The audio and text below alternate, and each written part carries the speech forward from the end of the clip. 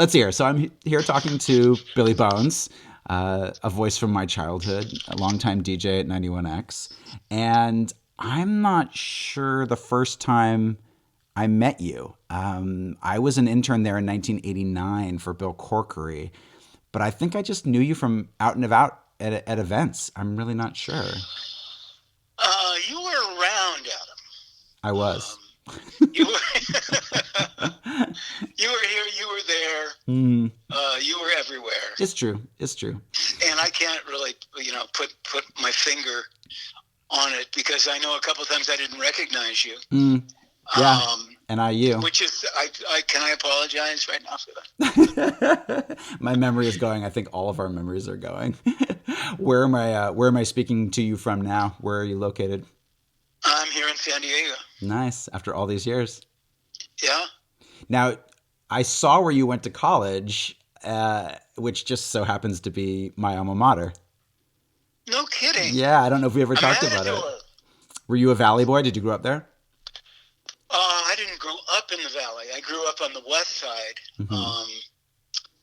I did live for a while in Studio City, but for the most part, I lived on the west side. When I was going to Northridge, I lived in Studio City for a time and then moved back to Venice. So I used to commute from Venice to Northridge, which was kind of a hike. Uh-huh. No kidding.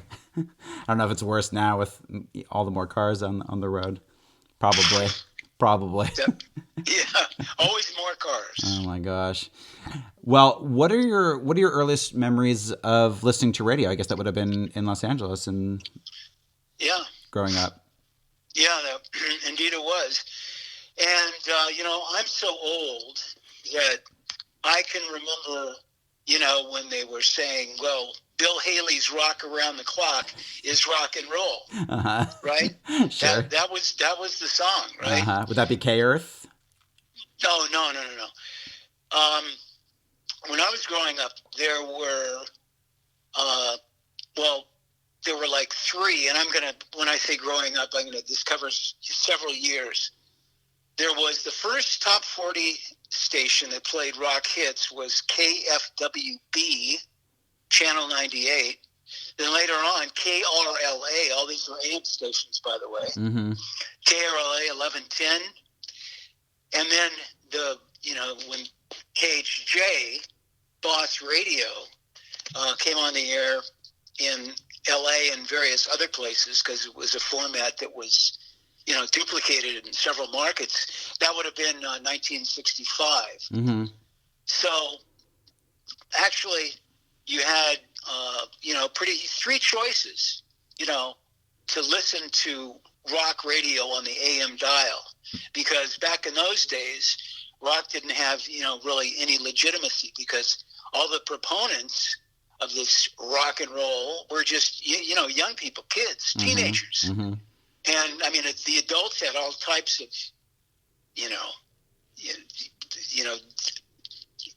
bad things to say about it. Didn't think it was legitimate. It would never last. It's like that. Is it Little Richard? That song? They say rock and roll will soon fade away. I don't care what they say. Rock and roll is here to stay. That's the way we felt, but like it was just going to be a fad. Yeah, exactly. Because they just couldn't relate, man. The most up-tempo thing they had was, like big band music, which, was okay, but it ain't rock, baby. Right, exactly. So how young were you when you first kind of got into radio? Was it college radio? No, actually, my journey to the airwaves was bizarre, and not like most people. Most people that I worked with over the years, that started in college radio. However, I did not, because I had some various things I had to overcome. One of which was that I was in the Vietnam War. Oh, right. Yeah. Before I went back to college. So that, took a while to get my head together a little bit, get my degree and all that stuff. And, but actually I originally got on the air because I went to a quickie radio school. I heard a commercial on KMET 94.7 in LA about, it sounds like you're familiar with it. Yeah. And it said, Radio of the 70s, be part of it. This was like 1974. So I went to this quickie radio school out in the Valley in North Hollywood. And they supposedly prepared you to go on the air. But one thing they did do was they tutored you. They had a very specific program that would enable you to get your first-class radio telephone operator's license, which was necessary at that time to go on the air. And it was really silly. You had to have it. And really the only thing that you needed to do was take meter readings. But you had to have it. And that was eliminated, I believe, in 1980. Okay. So anyway, my first job was, I actually went to, I had short term at a station up in Wairika. I can't even remember the call letters. Way up in Wairika, redneck city. I love hearing about every of the small towns that people went to before they ended up in a big market. And then I worked for a longer time, for a couple of months in Lompoc. But I kind of realized at that point that, I needed more education because I just felt like, there was things that I was not capable of doing. So I took 4 years off and got my degree, the GI Bill.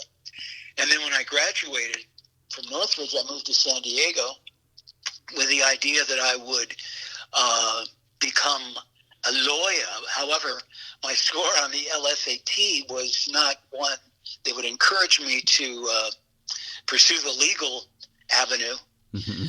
So I had a little experience in radio, and I got a job at AM 100, or is it? Yeah, AM 1000 actually, in 1979 and 1980. And what kind of station was it? And it was your basic hybrid small market station that played a little bit of everything. And I got fired from there, and then around in 1980, I was playing on a softball team that had on its one of the members of the team was Mike Glickenhaus. Sure, I just talked to him. Oh, okay. Well, Mike Glickenhaus, of course, went on to become the general manager of 91X. Right. And he, at the time that we played on the same baseball team, he was just a salesperson. But I got him to give an air check to the program director, to the old 91X, Rich Meyer. And then I got hired from there in 1981 and was aboard when the grand changeover took place in 83. Well, it's funny because I actually was one of those people I wasn't listening literally at the second that they did it, but I had just graduated from listening to the Mighty 690, funny enough, to listening to 91X. So I was heavy into classic rock and your whatever Journey Styx Foreigner of the day. And and when they did the changeover, I thought it was I thought it was too weird for my young little mind. So kidding. It took me about a year, and then I was obsessed. Oh, okay. So when you never listened to K-Rock in LA? Then? No. I grew up in San Diego and went to school in the Valley. I went to school in Northridge, but I was diehard, 91X, and I couldn't believe, when they changed. I guess I was probably listening to KGB and KPRI as well, because I was just starting to learn. So that's the kind of stuff that you were playing for at least a year when you were DJing? Yeah, for 2 years. I mean, it was basically, you were here. It was basically the classic rock station. There were three: KGB, KPRI, and 91X. 91X typically was the least highly rated station of the three. Right. Which is one of the things that motivated Mr. John Lynch to use good sense, if I can say that, and make the change and be smart enough to realize that this was something that had to be done. Somebody was going to do it, because it was like there was all this music, this particular genre of music, if you will, which nobody in San Diego was playing, but was doing quite well up in Los Angeles. Yeah. Well, how did you feel about it? Like, were you into those kinds of into bands? it, man. I was into it because I remembered K Rock from way back in like 1972. 1972, K Rock went on the air as sort of a FM hits station in Los Angeles. Mm-hmm. Okay, and they didn't do very well, you know. So by the time, in fact, they did so poorly that they went off of the air because they couldn't pay their bills, right? Uh-huh. And when they went off at the time they went off the air, the people that had originally been hired as request line operators were the people that were on the air. Oh, wow. So the station went off the air in, 74, and came back on the air in L.A. as an AM/FM station in 1977. Okay. So those are my college years. And I thought it was great, you know, because it was so unstructured. And you had this stuff that you couldn't hear anywhere else, and the DJs were goofy. Uh-huh. And it was just a whole different vibe. It wasn't like, well, I'm a heavy, you know, classic rock guy. It's just like I'm a goofball that actually plays music. And some of these songs, you know, Beaver Cleaver Fever, for example, was one that I don't think we played it on 91X, but K-Rock did. Okay. And some other ones. And some, you know, and they throw anything on there. They throw on, like, you know, Richie Valens live, a Richie Valens concert at Pacific Ocean Park, you know, from 1959. Well, it had to be before 59, I guess. Right. Yeah, so I liked it, and I was actually more familiar with it than any of the other air staff on 91X at that time. Uh-huh. Do you know offhand if K-Rock made as dramatic? So their change, it must not have been as dramatic, because I always thought that they switched in 1980, but maybe it wasn't that much of a switch. Well, Rick Carroll got a hold of it in 1980. Got it. But they actually went back on the air, like I say, in 1977 as an AM and an FM station, which is crazy, you know, because that doesn't happen in radio, right? It doesn't happen. But it did, and all Rick really did was, you know, it's like he knew that a lot of the stuff that was being played over in England, you know, a lot of the stuff in the UK was not being played, and was good quality rock, was good as anything that Journey or Foreigner or Led Zeppelin or any of the other classic rock artists were producing. But it was, you know, it just had a different point of view, a different perspective. It was, like I say, it wasn't so serious. It was goofy. It was fun, but it rocked. Mm-hmm. Yeah. We were saying, I think that, you know, I was too much for me at first, but at the same time, I was watching MTV 3 or 4 hours a day, and those were the bands that were getting played the most. And I wonder if that's why it was so popular so quick, because everyone just was so obsessed with seeing music videos for the first time, and those were the bands they were playing. Was the ones, it was way more 91X music than the Journey, Styx, Foreigner, REO Speedwagon, whatever. Yeah, I think that's a good point. I'm sure that MTV had, you know, some impact. But also, you know, there's, you know, we're San Diego, but we're really close to LA, and a lot of people can pick up K-Rock in different parts of the county. Right. And, you know, there's college radio gets the latest and the greatest too. True. You know, so I think there were a variety of factors that led to the format change. But I think bottom line was you had this, you know, large genre of music that wasn't being played, you know, and there was just a thirst for that, and you know, 91X quenched that thirst. Right. So were you doing all your DJ stuff from the tower in Tijuana even before the change, or is that something that happened with the change? Yeah, they didn't put in a satellite until 1989. Oh, wow. Okay. Okay, so I started in 81, so I had 8 years of commuting daily back and forth across the border. Uh-huh. So, like, the first question that you asked the person, the DJ that was coming on after you, was, how's the border? Uh-huh. And it was always, I don't want to, can I cuss? Yes, as much as you like. Oh, okay. It was always fucked. you know, but you learn to live with it. Right. You know, but when they put that satellite in '89 and we could actually broadcast from Pacific Highway, it completely changed our lives. I'll bet. Yeah, it was an interesting experience. You know, going to Mexico every day for work. I got to tell you. I'll bet. I mean, I've heard all kinds of stories. Do you have a favorite offhand? God. One that's repeatable, or especially one that isn't repeatable. You know. Well, let's see. Gosh. Well, I've heard about how you couldn't get up the hill when it rains. Well, yeah, there was. What did you? Yeah, there was. To get up to the transmitter site, you had to go on a dirt road that became like a cobblestone road, right? Okay. So when it rained, sometimes you couldn't make it up all the way to the parking lot because you couldn't get any traction on those cobblestones. God. So you'd have to park down, you know, away from usually in the mud, you know, away from the road because you couldn't block the road because people used it, and then slog up to the station.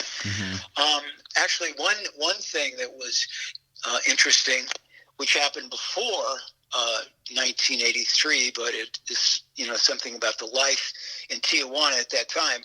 Tijuana, of course, today is extremely different. It's just like, you know, being part of the United States. But in the summer, the summer of '81, my first summer, the power station in Tijuana, which was being upgraded, would periodically, you know, shut down. Oh no! And we were up on this hill, right? We had a great view, and you look down on the entire huge city of Tijuana, and it was completely dark. Oh my gosh! And so there was no power. So it's like you're sitting there in the dark, waiting for the power to come on, so you can go back on the air. So it took them a couple of years after that to get a backup generator when that happened. And you know, we just had any number of crazy things, you know, happening in beautiful Tijuana. So you're down there, and you know you're getting are you getting some phone calls? Like I'm wondering, like, because I know that the ratings went through the roof pretty quick, but I'm wondering, like, what kinds of ways were you able to tell? Like, was it personal appearances? Was it the phones ringing? Was it like, how did you know that the new format was doing well? Well, it was one of those things it was an electric feeling throughout the city because the phones went, you know, we didn't have any direct lines between the United States and Tijuana, but we had the request lines in San Diego on Pacific Highway, right? So they just went ape shit that first night on the format change, and people were calling, you know, like all night. You know, it's like there was no lull, and people were just ecstatic because once again it was filling this tremendous void. Right. And, you know, that's basically it right there. This tremendous void that was, you know, something that a lot of people were interested in and a lot of people liked. And then a lot of people discovered it for the first time and said, yeah, this is cool. This is wacky. This isn't Journey or Foreigner or Van Halen or whomever. You know, this is different. What do you remember most from that first year? Because in 1 year there was the first X Fest, a magazine, and a TV show, right? That all happened within that first year. Yeah, it sure did. Well, I remember being extraordinarily busy. We had so many promotions. Everybody wanted a piece of us in those early days. So, like, for example, I used to do one club night, I think, a week, which was at a place, My Rich Uncle's which is near the Aztec Drive-In. Oh, wow. Yeah. I remember the name vaguely. I'm sorry? I remember the name vaguely. Yeah. Well, it was crazy. We had things like a pajama contest. People would people would show up in their pajamas, and for a pajama contest. Mm-hmm. But that was in the old format, and we didn't draw that many people to the gig. Occasionally we did, but then when 91X, or when the format change took over, we had club nights like virtually every night, and like everybody wanted a piece of us. In fact, it happened so quickly. I believe the format change took place on a Tuesday, and by Friday, somebody in sales had booked Toots and the Maytals at the Red Coat Inn. The Red Coat Inn, where was on that? On University Avenue, there west of college. Okay. Yeah, so it's like Toots and the Maytals. Wow. This is one thing that the new format did, which none of the other stations did, was we'd play reggae and ska. Sure. San Diego, come on. Yeah, and San Diego latched right onto that. Mm-hmm. Yeah, Beach Town for sure. I mean, it was definitely interesting to see that Red Red Wine was the #1 song that year. And I looked at K-Rock's countdown for that year, and it was somewhere down like near the lower part or the middle part, like not even in the top 10 or 20 or 30. Yeah, honestly, I think that was because that happened to be getting a lot of airplay at that particular time. It was a current, because, I mean, come on, originally recorded by Neil Diamond. Right? Exactly. And UB40 had another song. They had "Please Don't Make Me Cry" on the Top 91, which was a Marley song.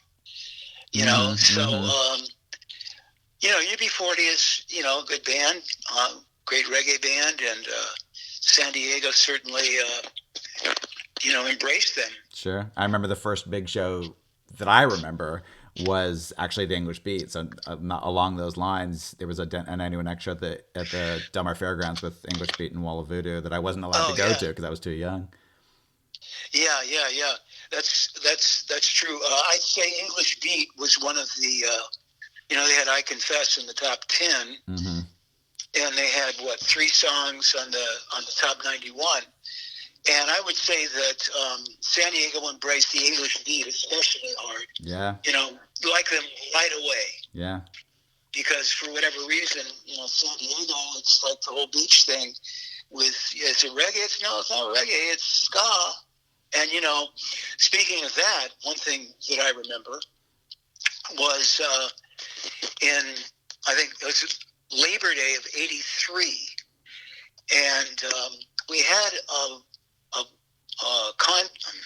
a concert by Madness during the day after they had opened up for the Police at Aztec Bowl. At the stadium parking lot? Yeah, it was in the stadium parking lot.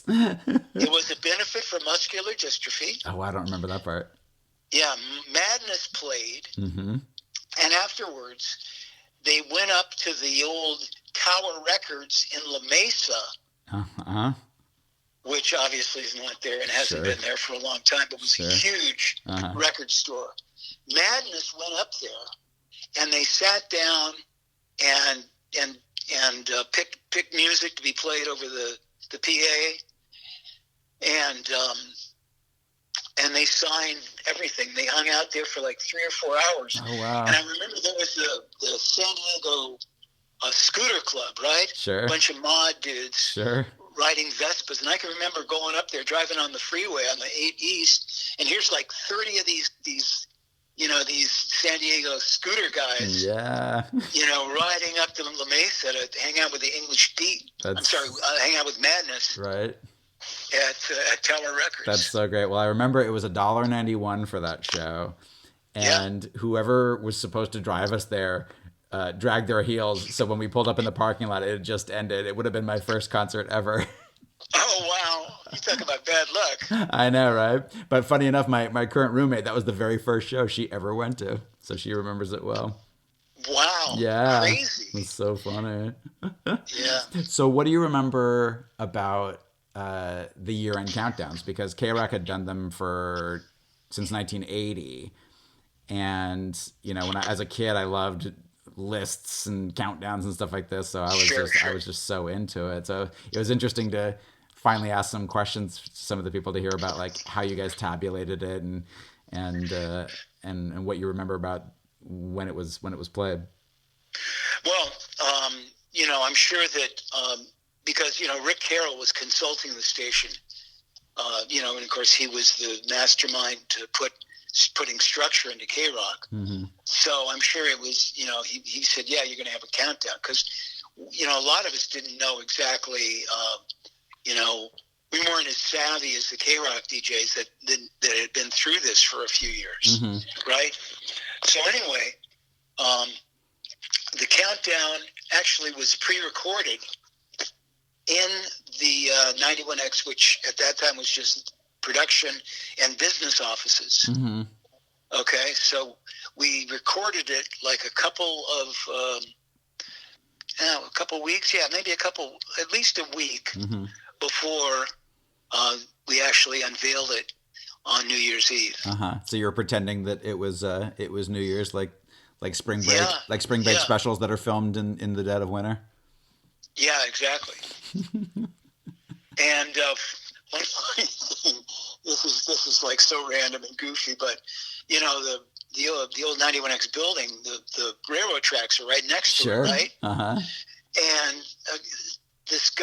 some guy who rode the rails, as they say, he walked into the office because the doors were open, and he goes, "Where the hell am I?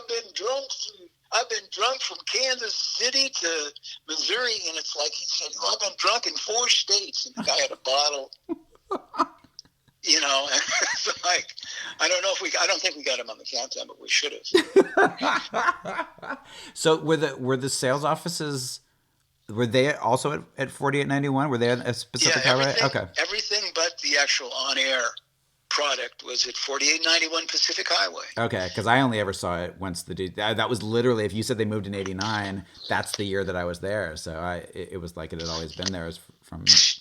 Good timing, Andrew. I don't think they ever mentioned, in all my years, I don't remember them ever mentioning. Maybe that was a thing to not mention, that you guys were actually down in Tijuana. Like we heard the sign off. We all could say the call letters in Spanish, but I don't remember you guys ever actually talking about the fact that you were down there. Well, no, we weren't supposed to. Now it's like, come on, But I think that that was then, and obviously still is, part of the success of 91X is because it appeals to a bilingual audience. Right. Yeah. I was talking to a coworker of mine about the episode we were doing, and just telling him how incredibly popular it was with like every kid at my school. Like almost we all listened. And he said that he had a friend who grew up in TJ who was also equally obsessed, and that there were tons of people in Tijuana that listened. And they said he would walk, a quarter of a mile to the nearest payphone to request a song, and then run back to see if you guys would play it on the air. Did you feel like people in town knew where it was and would wander into the studio, or were you recognized at all? Like even though it's radio. You mean in Tijuana? Yeah. Well, we had there was an operators union, as they were called, which essentially was the Mexican guys that we had to be on duty when we were on the air. So they would bring people up and introduce us to them, and then you might run into them somewhere later on down the line. But we just knew any time there was like if we're doing a promotion down south and we had a 91X vehicle, I mean, people would just go crazy. Stickers. Everybody wanted stickers. I mean, the cops would stop us and go, "You have stickers." And it was because they felt that it's like, here's the hippest station in America, in San Diego, and it's from Mexico. It's so crazy. So they took a great deal of pride. That's so great. So Dwight remembers that there was a New Year's Eve party that first year when the countdown was in its its first incarnation at the Spirit Club. Any chance you might have been there or remember anything about feeling like you've done a year? I was not at that. I actually had gone to. There was actually an oldies show at the Del Mar Fairgrounds on New Year's Eve that I went to with my girlfriend. That Jim LaMarca was, the MC for. I forget what bands played, but I didn't go to the Spirit New Year's Eve. Mm-hmm. So I ain't got nothing for you there. Well, you stayed there maybe longer than any DJ in 91X history. You were there till what year? I was 81 to 01. Holy moly. Yeah, I'm not sure. Hillary's been there, I think, pretty close to that. She's been there quite a while. She was off for a bit and then came back. Yeah, that's true. But when she originally was on the air at the station, I was still on the air at the station. I think that was like 97 or something. Wow. But, it was a good go. That's so great. So, what we've been talking about on this episode of our podcast is our favorites and least favorite from that year. Looking at the list, do you have one that you don't need to hear again, whether it's from having to play it too much as a DJ or just never liked? Well, believe it or not, the one that I kind of like because it. Well, actually, there's two. Okay, let's hear it. 1, 2, 3 by Anyone. Yeah, great one. I no longer want to be this guy. This guy doesn't look right to me. 1, 2, 3, 4 simple reasons. Number 1, so I can be me. Because it's like, that was a local band, local guys. That was it for them. But what a great song. Yeah, it is. And another one is just going to sound goofy. Nelly the Elephant. Love it.